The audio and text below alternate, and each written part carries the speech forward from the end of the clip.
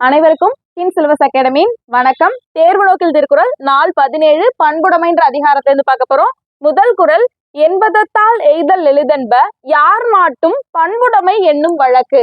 யார் மாட்டும் அப்படின்னா எல்லோரிடத்திலும் அப்படின்னு சொல்றோம். எல்லோரிடத்திலும் எய்தல் எளிதென்ப எளிதாக பழகுறவங்க கிட்டதான் பண்புடைமை அப்படின்னு சொல்லக்கூடிய வழக்கு. அப்படின்னா வழக்குனா நன்னெறி அப்படின்னு சொல்லுவோம். வழக்கு இருக்கும் அப்படின்னு சொல்றாங்க.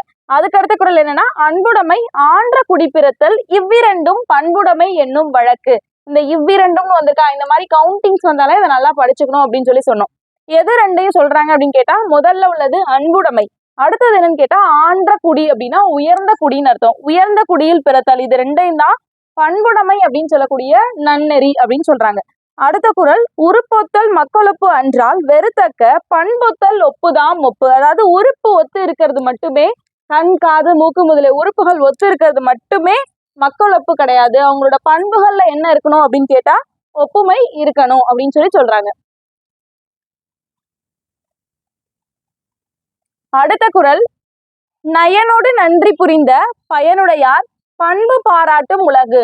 நயன் அப்படின்னா நேர்மைன்னு அர்த்தம். நன்றி அப்படின்னா உதவி அப்படின்னு அர்த்தம். அதாவது நயன்னா என்ன சொல்றோம், நேர்மைன்னு சொன்னோமா, நேர்மையோடு மற்றவங்களுக்கு உதவி புரியுறவங்க இடத்துலதான் இந்த உலகம் பாராட்டும். அப்படி நேர்மையோடு உதவி செய்யற பண்புடையாளர் தான் என்ன செய்யும் அப்படின்னா இந்த உலகம் பாராட்டும் போற்றும் அப்படின்னு சொல்றாங்க. அடுத்த குறள், நகையுள்ளும் இன்னாது இகழ்ச்சி பகையுள்ளும் பண்புல பாடறிவார் மாட்டு.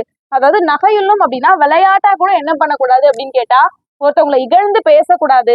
அவங்களோட மனதறிந்து பேசக்கூடிய பகைவரா இருந்தா கூட அந்த உலகம் என்ன செய்யும் அப்படின்னா அவங்கள பாராட்டும் அப்படின்னு சொல்றாங்க. நாளைக்கு இந்த அதிகாரத்துல இருந்தே வேற ஒரு 5 குறளை பார்ப்போம். நன்றி.